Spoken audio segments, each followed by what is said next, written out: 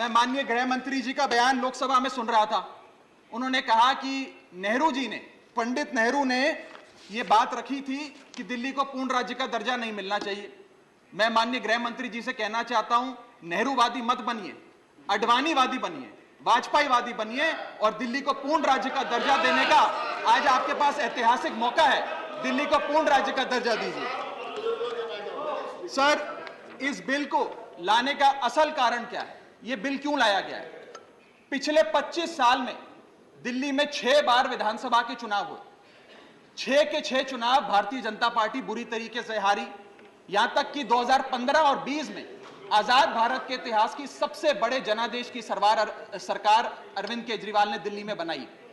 क्योंकि ये पिछले 25 साल चुनाव नहीं जीत पाए और अरविंद केजरीवाल और आम आदमी पार्टी के आने के बाद ये जानते हैं कि अगले 25 साल भी ये लोग चुनाव नहीं जीत पाएंगे, तो सरकार को नष्ट करने का काम कर रहे हैं। ना रहेगी सरकार और ना रहेगा चुनावों का महत्व, ना रहेगा बांस, ना बजेगी बांसुरी। लेकिन मैं आज इस मंच से भाजपा से अनुरोध करूंगा कि कम से कम लालकृष्ण आडवाणी जी को न्याय दीजिए, कम से कम उनकी इच्छा पूरी करिए, दिल्ली को पूर्ण राज्य का दर्जा दीजिए। सर, मेरा दूसरा भाग कि कैसे यह बिल एक संवैधानिक पाप है। सर, पहली चीज, ये abuse of ordinance making powers है, आर्टिकल 123 जो संविधान का देता है।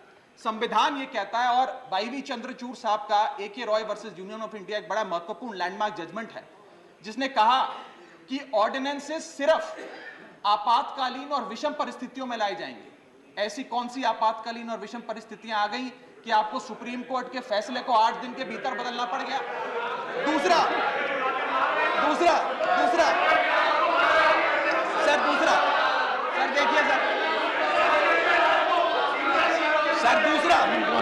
सुप्रीम कोर्ट, दूसरा बिंदु, यह सुप्रीम कोर्ट का अपमान है। सुप्रीम कोर्ट के फैसले को 8 दिन के भीतर 5 जजों के संवैधानिक पीठ के सर्वसम्मति के फैसले को बदल के आज भारतीय जनता पार्टी ने एक मैसेज दिया है कि हम सुप्रीम कोर्ट को भी चैलेंज करते हैं, सुप्रीम कोर्ट के फैसले को भी नहीं मांगते। आपको जो ऑर्डर जारी करना है करो, हम चंद दिनों के अंदर ऑर्डिनेंस लाकर उस फैसले को बदल देंगे। They have challenged the majesty of the honourable supreme court sir. और मैं आपको यह कहना चाहता हूं कि आजकल जो ऑर्डिनेंस लाने की जो एक फेटिश इस सरकार ने देखी, चाहे वो लैंड एक्विजिशन बिल हो, चाहे वो फार्म बिल हो, चाहे ईडी के डायरेक्टर का एक्सटेंशन हो, जो ये सारी चीजें ऑर्डिनेंसेस के माध्यम से इन्होंने करी थी, इस बिल का हश्र भी वही होगा जो सारे पुराने बिलों का हुआ था। सर, थर्ड बिंदु कि कैसे ये बिल संघीय ढांचे को एरोड करता है। हमारा भारत का संविधान और सुप्रीम कोर्ट का 2023 का 2018 का संवैधानिक पीठ का फैसला कहता है कि दिल्ली के पास एक यूनिक फेडरल आइडेंटिटी है, यूनिक कॉन्स्टिट्यूशनल आइडेंटिटी है।